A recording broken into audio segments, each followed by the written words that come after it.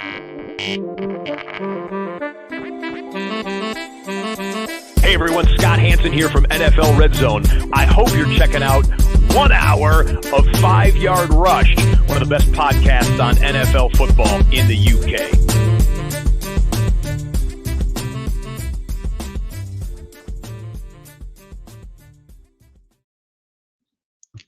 Yo, what's happening, Rush Nation? I am back, and I'm back with the Waiver Wire. This is going to be quite a short and swift podcast, just to catch you up with everything Waiver Wire. If you've just tuned in and seen me on the main show, appreciate you sticking with me a little bit longer. I promise to let you go really quickly as well, but just want to get this out to you very quickly tonight. And just share with you the waiver wire picks for this week. If you haven't had a chance, go and check the article out as well. The link is in here. We'll start off with the quarterbacks as always. Sam Darnold is the pick again this week. He is 18% owned. He plays Philadelphia in week 5, and he is the leading rusher in the NFL when it comes to touchdowns. So there's no better reason to pick Sam Darnold up right now. He's the QB5 overall as well in fantasy football. So definitely worth an ad and definitely worth picking up. I wouldn't spend too much fab on him again. I wouldn't for the quarterback position, 2-3% or so, but it just makes sure if you haven't already picked him up, you can probably get him quite cheap because people aren't investing in him even after what's going on. So he's thrown for over 300 yards in each of his last 3 games with 2 touchdowns minimum in each of those, and I do expect that streak to continue this week. Next quarterback I would take is Trey Lance. He is 19% owned. He has Arizona in week 5. That game will be a shootout. It will be a big game. It will be a very, very high scoring game. So I definitely recommend you checking out Trey Lance. I think he showed in his cameo that he can run, he can throw. It's going to be exciting addition to fantasy football. He could potentially be a top 12 QB most weeks. Again, worth a few percent of your fab. Don't go too crazy, but I would definitely be adding him on some waiver wires. Before I continue, just want to shout out Manscaped. If you are in need of below the belt men's grooming needs, you can check out manscaped.com with the goat trimmer, the lawnmower 4.0, the Tom Brady of trimmers, and you can get an exclusive 20% discount with the code 5yard at manscaped.com. That's 20% off with the code manscaped at 5yard at manscaped.com with the code 5yard. Now moving on to running backs, and it's again really thin on the waiver wire this week. You have Damien Williams. He is 10.4% owned. He has Vegas in week 5, so it looks like Williams is going to be the lead back. They're saying that David Montgomery, although he was hurt, didn't suffer an ACL tear, but that he's under further experimentation. Based on what we're hearing right now, it doesn't sound like David Montgomery's a solid start for week 5, and it looks like Damien Williams will be the lead back. So as a 1-week streaming play, maybe a 2-week streaming play, Damien Williams is definitely the guy. He's shown in the past that he's a very capable running back in the NFL. So he's someone that you can get. He ran for 55 yards off 8 touches and then got off 8 carries plus 15 receiving yards. He also got a touchdown. So he's proven that he is highly effective, and they will run as you saw with Justin Fields, they will run the ball more with Justin Fields out there. So feel confident and start him if Dave Montgomery is not a go on Sunday. Then you've got Kenneth Gamewell, 24.7% owned. He has Carolina in week 5, and he's starting to outproduce Miles Sanders. Not expecting him to take the job. Most of those are catches, but Miles Sanders has never really had that work. Kenneth Gamewell's been highly efficient, but he's also getting high value carries as well. He was the one that ran in the touchdown, not Miles Sanders. So he is someone that you can pick up off your waiver wires right now.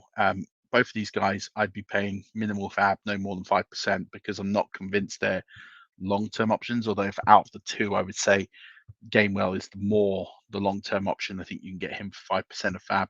I would say I would say Damien Williams is a good 1 week, 2 week filler.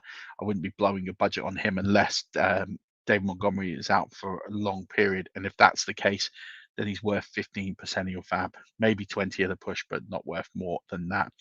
Wide receivers, AJ Green, 27.2%. They keep talking about AJ Green. He's slowly getting that ownership up, but it's still under 30%. 6 targets for the 4th consecutive game. He caught 5 of them for 67 and a touchdown. That's what we're going to get out of AJ Green this year. We're going to get 60, 70 yards, maybe a touchdown. He might have a couple of games to go 80, 90 yards. That's solid floor production. In a PPR league, he's going to get you that sort of 12 points every week. And in your flex, that's exactly what you need. You need guys like that on the bench who can get that 12-point floor with a potential to an 18, 20-point game. It makes him a solid flex option every week. So I'd be adding AJ Green. I don't know how he's only 27.2% owned. I'd expect that ownership to go up this week. I've been talking about him for the last few weeks. Definitely go ahead and get a bid in on him. He's worth 5% of your fab easily. One that's under the radar is Randall Cobb, 13.7% owned. He has Cincy in week 5, so expect him to potentially get some more work. Now, people are sitting there surprised that he caught both the touchdowns. The big difference there in Green Bay right now is because Marcus Valdes-Scantling is on IR. They haven't got a guy in the slot. Randall Cobb is playing in the slot, which means that Randall Cobb is getting the high value touches. And he will be boom or bust, but in those sort of clutch games, I think you're going to see Randall Cobb get more production, especially while Valdes-Scantling is on IR, and that might even be the end of Valdes-Scantling from a sort of reliability standpoint in fantasy football. He's going to be very boom or bust. He's not someone I would start every week, but I think he's someone that needs to be rostered. I think he's going to be an occasionally good play in your flex and in DFS lineups this season. Tight ends, I keep talking about Dawson Knox. His ownership did go up, but it is still only 19.3% owned. Now, Dawson Knox scored 2 touchdowns on Sunday. I put him on my waiver wire column last week. I think I put him in the week before. I've been talking about Dawson Knox for a while. He scored touchdowns in 3 consecutive games. He scored 4 touchdowns in that time. He's someone that should be owned far more than he is, and he has Kansas City in week 5, which means he's going to get peppered with more targets yet again. He got 8 targets on Sunday with 5 receptions and 2 touchdowns. Dalton Schultz is another tight end you can target. He's currently the tight end 3 in fantasy football, believe it or not, Dalton Schultz in PPR. He's 20.9% owned. He has the Giants in week 5, so it's a lovely matchup for him. 7 targets in week 3, 6 targets in week 1, 8 targets yesterday, and he continues to find the end zone for the 3rd week in a row.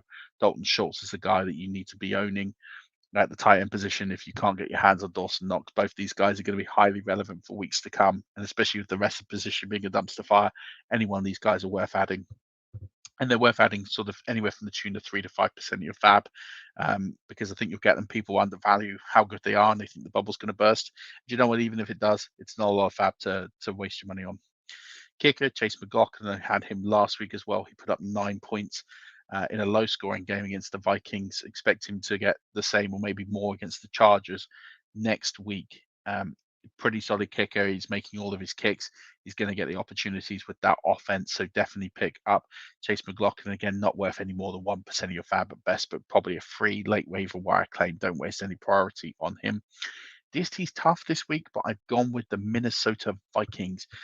They have Detroit in week 5, who are struggling quite considerably to move the football. Vikings are 16.7% owned, so they should be available in most of your leagues. And I do expect my old friend Jared Goff to return to his turnover ways against the Vikings. They're a good defense. They held the Browns to just 14 points at the weekend. And they do hold teams to low scores, and I think they could do the same to the Lions. And I think they're going to get those turnovers. I think they're going to get in the face of Jared Goff. I think they're going to get sacks. I think this could be a real blowout game for the Vikings as they go back to winning ways next week. So really like them as a DST streaming option this week, but there are certainly others. Again, wouldn't spend that much fab on them, maybe $1 or so. Told you this would be quick. This is the end of the Waiver Wire podcast. So appreciate you tuning in. And if you watched it on the stream, appreciate that. Also, do check out the rest of the work over at 5yardrush.co.uk, and do check out manscaped.com and use the code 5yard for 20% off plus free shipping. I'll be back on Wednesday for the game show. Don't forget, you can check out the DFS live stream and the Dynasty live streams tomorrow. So do check those out. But until next week, when I'm back with another Waiver Wire podcast, or until Wednesday, don't forget, keep rushing.